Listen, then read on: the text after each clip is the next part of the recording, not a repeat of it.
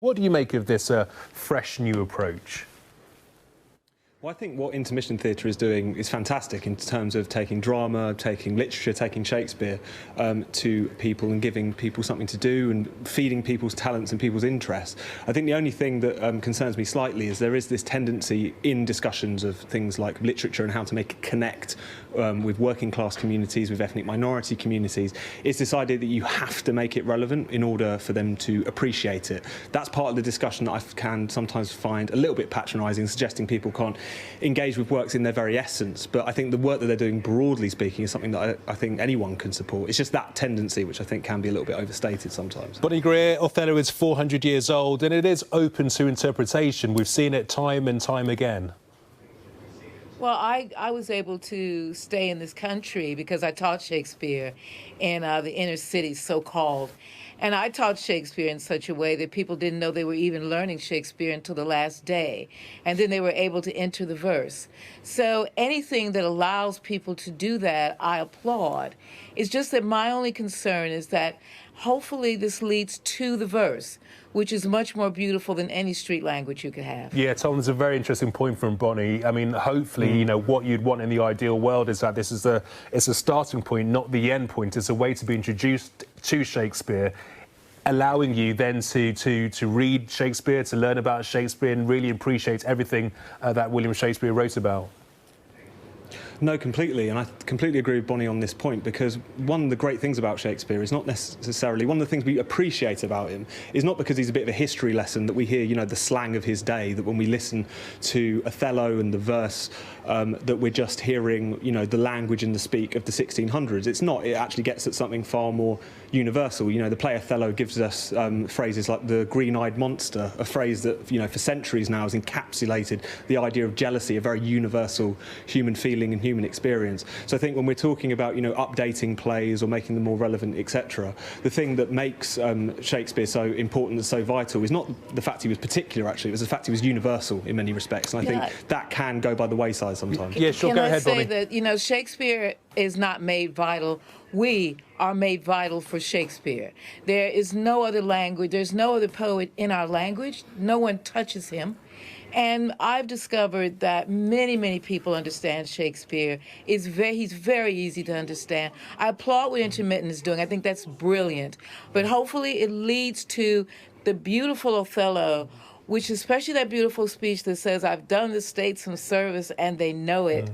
And there's nothing more beautiful than Othello in Shakespeare's canon, and everybody needs to encounter him as he is. Yeah, Bonnie, I guess the challenge that educators, playwrights, authors will face about getting the message of Shakespeare across is to young people. So I remember when I was doing Shakespeare at GCSE, when I first started to read on Romeo and Juliet, initially, you know, the language is very different, and there's almost a little bit of pushback, I remember, from myself and some of my friends, because it's not the language that you would normally use amongst your friends, and you need the right teacher, you kind of need the right inspiration in order for the doors to be opened.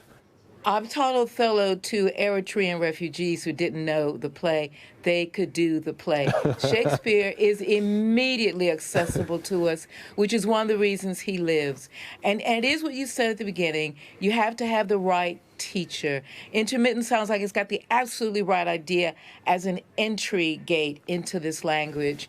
But Shakespeare is unparalleled, and I hope everybody who speaks English and reads English encounters him as he is. I mean, Tom, the introduction to this piece, we're talking about helping people deal with the social and economic problems that they may face. I mean, is that too far of a stretch, or do you think that there is an opportunity through Shakespeare for people to perhaps to climb that mountain that they may face in their lives?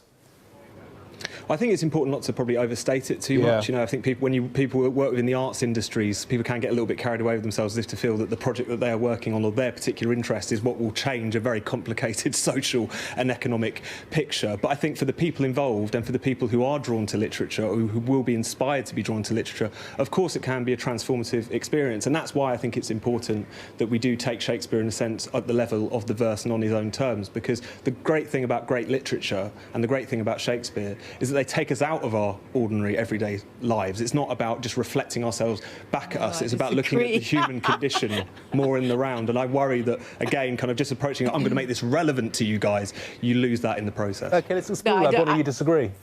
Absolutely. I mean, there is no way that I would have been able to teach Shakespeare unless he was relevant. Shakespeare is eternal, and everywhere you can find in that language everything that speaks to you. And if you find that, and that's a teacher's job, to find the spaces that Shakespeare works in, he can, and he does, transform your life today. And Tom? no doubt about it. Tom?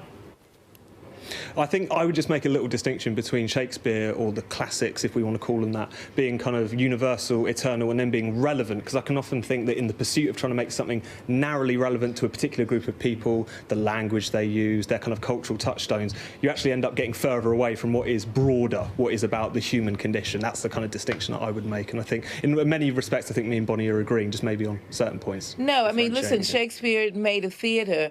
Shakespeare made a theater. The globe was for everybody. And Shakespeare understood how the globe was constituted, and he made his plays to fit the globe. So they spoke to everyone, and I promise you, because I've done this for years, anybody can access Shakespeare at the level he exists at and at the level they exist at. That is the miracle of this man's work. Tom, I guess, you know, what is really good about all of this is that, you know, we may well in a few years' time see the next big director over the coming years, because they've been open to Shakespeare. This way is not an end point, it's a start point, but it could lead to very positive good things. Completely. And I think on that point, I think that's a really important thing to stress, because particularly in recent years, there's been a lot of concern about the fact that the arts industries in general, even though they've always been to some extent dominated by, you know, the middle classes, that has started to become more and more pronounced. So I think anything that can really try to get more and more people into literature, and it's not, and demonstrating, as Bonnie was saying, that, you know, this is something which is for everyone. Great work, great art is not something which is supposed to be for the rarefied few. It's something that all of us can access if we so want. So I think, again, any initiative that's going to get people closer towards that who otherwise wouldn't encounter it, I think can only really be a good thing. Bonnie, a final thought from you? Art exists, and art becomes a weapon. It becomes a tool by people who have agendas. Shakespeare had no agenda, and that's the way he should be taught. Tom Slater, Deputy Editor of Spiked Online, and author and playwright Bonnie Greer. Really good to talk to you both. Interesting topic. Thank you. Thanks.